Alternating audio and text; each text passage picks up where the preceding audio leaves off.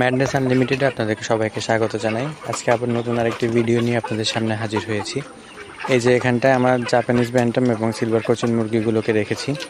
আপনারা যারা আমার আগের ভিডিও দেখেছিলেন তারা জানেন এখানে আমার কবুতরের ঘর ছিল।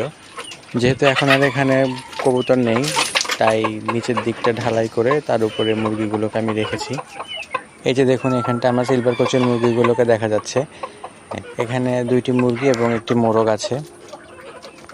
যেহেতু এগুলো বিদেশি মুরগি, খাঁচায় তেমন একটা বেশি ভালো রেজাল্ট পাওয়া যাচ্ছিল না, সেজন্য এই ব্যবস্থাটা করলাম। এবং এই পাশটায় দেখুন আমার জাপানিজ ব্যান্টাম মুরগিগুলোকেও দেখা যাচ্ছে। এগুলো সবগুলোই অ্যাডাল্ট, ডিম দেয় এবং যে বাচ্চাগুলো প্রথমে আপনারা দেখেছিলেন এগুলোরই বাচ্চা। আপনারা আমার মুরগিগুলোর দিকে তাকালে লক্ষ্য করবেন মুরগিগুলো খুবই পরিষ্কার এবং খুবই হেলদি আছে। তার কারণ হচ্ছে মুরগিগুলোকে আমি পরিষ্কার পরিচ্ছন্ন রেখেছি এবং তারাও খুব বেশি একটা ময়লা করে না। দেখুন, আমি ফ্লোরের উপর কাঠের ভুসি ছিটিয়ে দিয়েছি এবং এটি আমি 1 সপ্তাহ পর পর পরিষ্কার করি। তারপরেও দেখুন মুরগিগুলো খুবই পরিষ্কার পরিচ্ছন্ন এবং হেলদি আছে।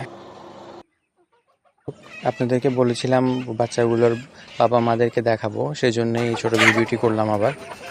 আশা করি সবার ভালো লেগেছে। সবাই আমার সাথে থাকবেন এবং আমাকে সাপোর্ট করবেন। ধন্যবাদ।